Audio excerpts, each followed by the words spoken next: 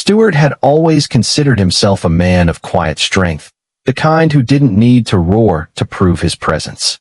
His life was measured, his choices deliberate, and he had spent years cultivating stability where others embraced chaos. But stability, he would learn, was a double-edged blade, one that could either shield or slice, depending on who wielded it. It began on a Thursday evening in a city that never truly slept, where bars hummed with laughter, clinking glasses, and the restless thrum of ambition. Stuart stood at the counter, card in hand, ready to pay for the cocktails he carried back with the patience of a man who believed in effort over spectacle. He was a few steps away from the bartender when he heard it. Not his name exactly, but the sound of it disguised in a stranger's mocking words. "He's a walking ATM." A woman's voice chimed, coated with mirth. "Reliable, boring. You should drop him." Her laughter cut across the crowded bar like a shard of glass dragged against stone. Light, sharp, unforgettable. Stuart didn't flinch. He didn't even look up right away. But every muscle in his body registered the wound. Then came the reply, unmistakable in tone, impossible to misinterpret. "Don't worry," his wife said, her voice smooth, the words falling from lips that once whispered promises to him in the quiet of dawn. She turned her wine glass delicately between her fingers, letting the liquid catch the low light. "As soon as he pays off my debts, I'm gone. I've already spoken to a divorce lawyer." The world around him continued without pause. Music played, drinks were poured, laughter scattered across the air, but for Stuart, time fractured. His grip tightened on the counter, the shine of the polished surface searing itself into his palms. The bartender asked if he wanted the charges added to his tab. Stuart did not answer. He couldn't hear anything beyond the echo of those words. Inside him, something tore. It was not noisy or violent. It was the quiet ripping of fabric in darkness, silent, absolute, irreversible. Yet his face betrayed nothing. He steadied himself, forced the rhythm of his pulse back into obedience, and walked calmly back to their table. The glasses trembled ever so slightly in his hands, but his smile was steady, rehearsed. She kissed his cheek as if nothing had been said. He kissed her forehead as if nothing had been heard. 2 nights later, an email arrived on his phone, the kind of message that rearranges the future without a sound. Stuart read it alone in the sterile light of his hotel room while she slept beside him. Her chest rose and fell in a tranquil rhythm. Her face turned toward him, serene as a painting. But her serenity was a mask, and he saw it clearly now. Her words returned in brutal fragments, every syllable cutting sharper in memory than it had in the bar. "I already met with a divorce lawyer." His first instinct had been denial. Perhaps she was joking. Perhaps she exaggerated in front of her sister. But laughter never lies. His second instinct was silence. He didn't wake her. He didn't demand explanations or offer accusations. Instead, he lay back against the headboard, eyes open to the ceiling, his mind drawing calculations the way an accountant tallies debts. He thought of the loans he had covered for her, the credit cards he had paid down, the holidays she insisted on, packaged in glossy photos that he now realized were stage performances. Every debt of hers had become his burden, willingly taken, forged into chains he mistook for bonds of loyalty. He had thought he was keeping them together.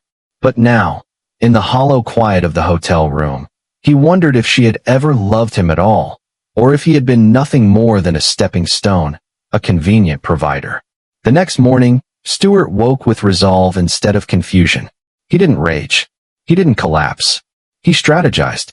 Her phone lay abandoned on the nightstand, a casual relic of carelessness. Once, he would have respected it as private, sacred. But now, it appeared as a ledger waiting to be audited, a history of transactions both financial and personal. He didn't touch it. Not yet. Temptation was dangerous when it left traces.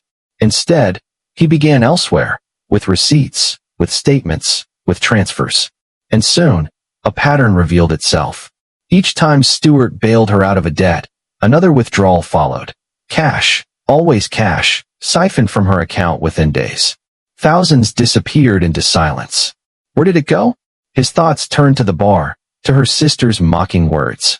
"He's a walking ATM." And she had laughed. He realized now that he had played the role flawlessly, a man funding his own undoing with a smile. But Stuart was not a man who collapsed under betrayal. He was a man who observed, who waited, who learned the rhythm of silence and used it as a weapon. He began contacting people quietly, carefully. A lawyer friend back in his city, trustworthy, discreet. Check the divorce courts, Stuart asked him one night, voice low and measured. See if my name has already been entered. The reply arrived by afternoon. Yes, the draft is already written. She met with a lawyer 2 weeks ago. The air thickened around him. Still, that evening, Stuart dined with his wife beneath the glow of candles. She leaned close, perfume clinging to his skin like smoke, laughter threading the air between them. He smiled back, his mask perfect, as if nothing in the world was amiss. 2 days later, the lawyer friend delivered everything. Legal drafts, transfer records, chains of correspondence. It was no longer speculation. She hadn't just thought about leaving him. She had constructed the blueprint of escape, precise as a criminal architecting a heist. That night, Stuart printed the papers and slid them into a plain envelope. He sat with it for hours, the weight of it balanced on his lap like the embodiment of betrayal. When she returned from the spa, glowing with contentment, he handed it to her without ceremony. "What's this?" she asked. "Open it." The silence that followed was surgical. Her hands shook as she unfolded the pages, her eyes widening, her mouth parting as if to summon lies, excuses, or pleas. Stuart gave her nothing, not anger, not questions, only quiet, unyielding observation. Her mask dissolved. Tears welled, spilling down her face as she reached for him. "Please, I can explain." He lifted his hand, palm open in refusal. She froze. The tears seemed to shrink her, making her fragile where once she had been sharp. But Stuart did not flinch. He slid a second envelope across the table. Inside were the countermeasures he had prepared while she slept soundly beside him, oblivious to the storm her deceit had awakened. Transfers of assets, protection of accounts, safeguards on everything she had once thought she could strip from him. Her face crumbled as she flipped through the pages. The fortress she had imagined herself building had already been dismantled and rebuilt around him. "You planned all of this," she whispered, voice cracking. "No," Stuart said softly. "You did. I just listened." The silence that followed weighed heavier than any argument. For the first time, she saw herself reflected in his eyes, and the reflection was unbearable. At dawn, Stuart left. A suitcase by his side, keys on the counter, credit cards canceled. She did not follow him. She knew the end had come. Driving into the new day, he felt no triumph and no grief. Only clarity. Betrayal, he understood, did not deserve rage.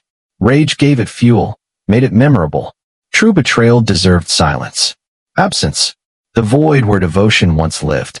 She had begged for freedom. Now she had it. But freedom without direction was not liberation, it was loneliness. And Stuart was no longer her provider, no longer her walking ATM. He had become something else entirely. A man reborn in the silence of his own making. A man who discovered that sometimes leaving without a word is the loudest revenge of all. And as he stepped into this new life, Stuart knew others might find themselves where he once stood, betrayed, broken, silenced. To them, his story was a warning and a guide. If you've ever been treated like a convenience, if you've ever been reduced to someone's machine, remember this. Your silence, your absence, your decision to reclaim yourself is the most thunderous answer you can give.